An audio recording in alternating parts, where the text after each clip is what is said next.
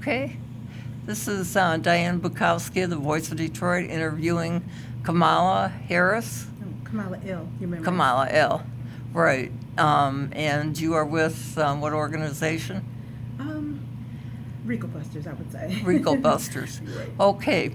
And we're talking about some recent court decisions at the federal and state levels that will affect the capacity of homeowners to stay in their homes and to get them back.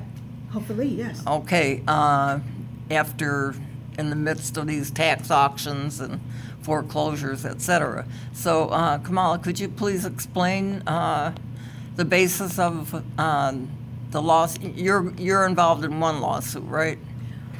Yes, as independent.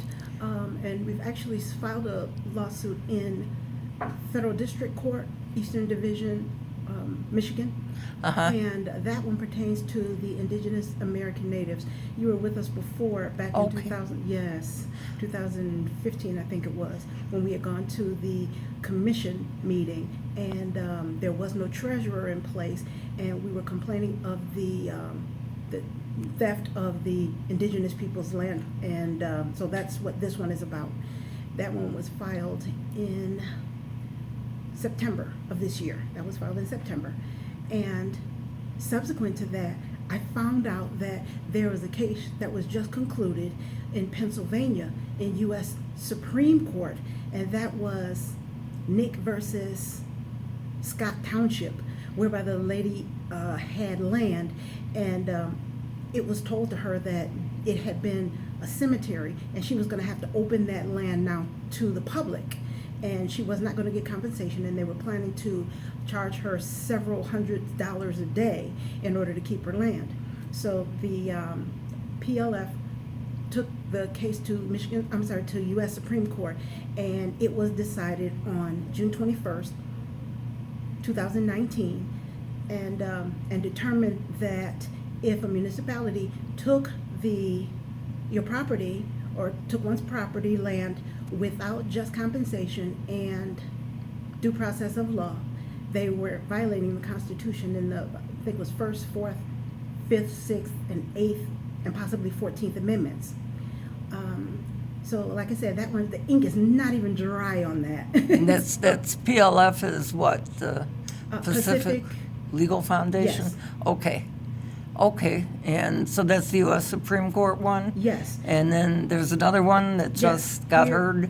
Yes, here in Michigan, PLF also took it upon themselves to take a case to the Michigan Supreme Court. They had oral arguments on Thursday, November 7th, and they were on behalf of Mr. Raffaelli, I forgot it, Uri Raffaelli, Right. against Oakland County, whereby they took his land. The treasurer in Oakland County took his land and property for $8.41. $8.41. And it was, as I indicated on the other day, on Thursday, November 7th, up in Lansing, they concluded oral argument, and it was accepted, submitted is what they said. So then there's one more, and that one is in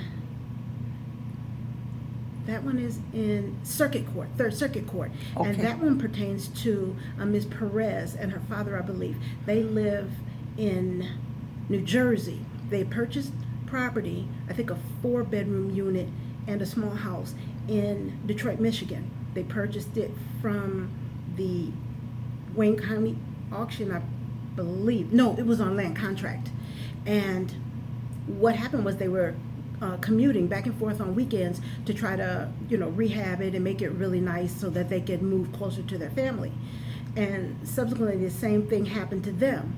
There was a miscommunication, and several years back in 2014, I believe, that you may need to check that, they underpaid by $144 and some change, I believe it was.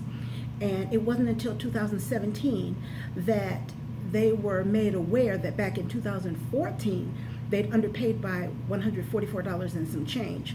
And it was taken by the Wayne County Treasurer's Office. So PLF is also taking on that case. That case is right now pending in Third Circuit Court. So it's right now here in Michigan, we have a case pending in the federal court, the circuit court, as well as the Michigan Supreme Court.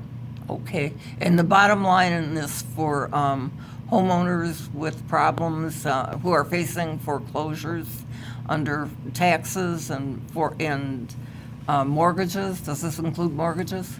Well, so far, those that are being adjudicated are for tax foreclosures. Okay. They haven't been specifying whether it pertained to mortgages or not, so I'm not Okay. really sure on that one.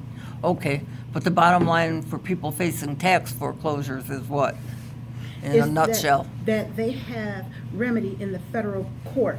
However, we are waiting for the conclusion of the Supreme Court, the Michigan Supreme Court decision, because Michigan falls under different criteria. So, Okay.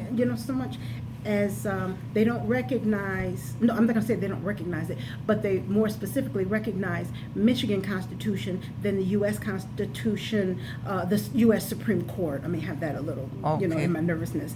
But, so that's what that is. So people are supposed to be paid before their property is taken? Is this what it is? Yes, because there's such a thing as the takings clause within both the U.S. Constitution as well as the Michigan Constitution. Okay, And then the cases kind of center on something called equity theft as well, because the municipality is entitled to have the debt paid, but they are not entitled to be able to keep everything, all of the asset that goes forward. And that's what's at issue right now in the Michigan Supreme Court, and I'm sure it will be the same thing in Wayne County Circuit Court, as well as was in the U.S. District Court. I'm sorry, the U.S. Supreme Court. okay, thank you very much, Ms. Kaamala Eel. And this is the Voice of Detroit again, interviewing Ms. Eel on November the 8th, the 9th? 9th. The 9th, okay. And good luck to you all, and this should affect a lot of people in We're the hoping city that of it will Detroit. in a very, very positive way. Thank you Right. so much. Okay, thank you.